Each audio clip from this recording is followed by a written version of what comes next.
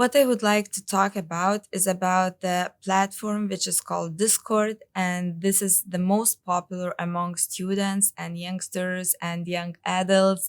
The problem which I see and we see that we as adults, we do not accept because we never had experience to visit all those platforms and to use it, but not accepting that doesn't mean that it does not exist.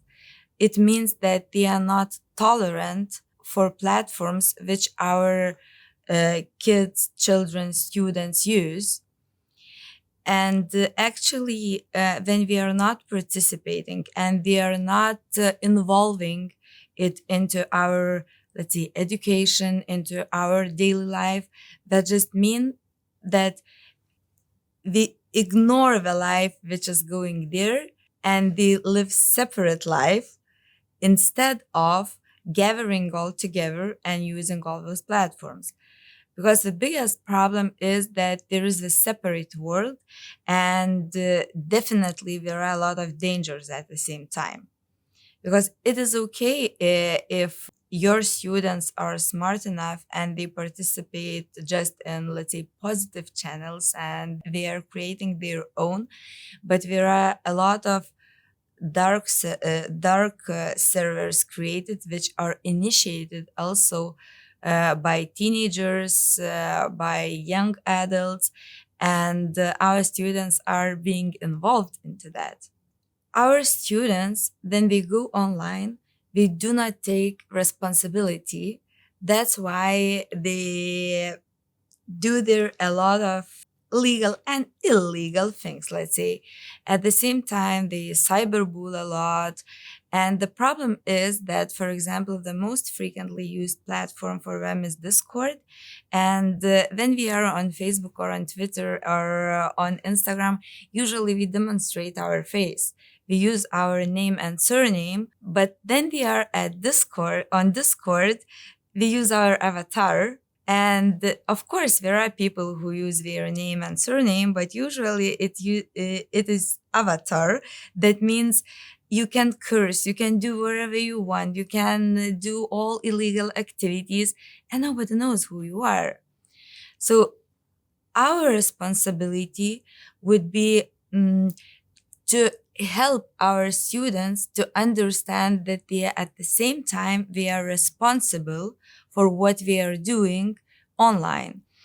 And if they understood what would happen, even if we are still teenagers, what would happen if they would be found or they would be tracked by legal institutions, by police. They need to understand that they would be sent not to a jail, but to the law, to the court. And this is already that they do not know, and they do not imagine all articles which are written there.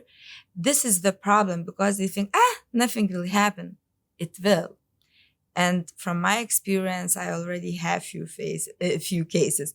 And it doesn't matter that students use VPN. Let's say they change their IP address and nobody can track them, but police can. All us as parents, we should be very curious from the positive side, what our kids, our teenagers, our young adults are doing. And we should demonstrate our curiosity to become the part of their life.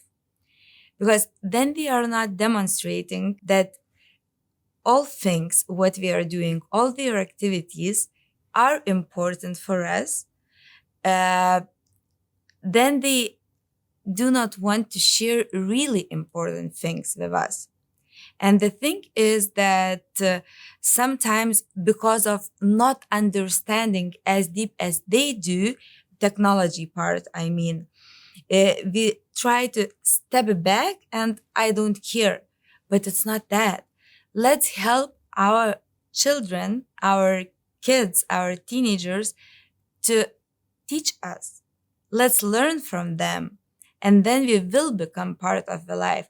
Also, there is one important thing which means a lot in that curiosity. Very frequently happens that if our children will share some illegal or not good, negative things with us, we immediately start to teach them why you did that and that. Our kids should know that if I share, nothing will happen. I will not be punished, but my parents, they will help me to find the solution from the situation. Then I am working with classes and with groups and in different workshops. Uh, the most important tool and the most important part of all trainings and methodology is everything what our students use daily. That means and smartphones and social media. Me personally, I use Discord a lot.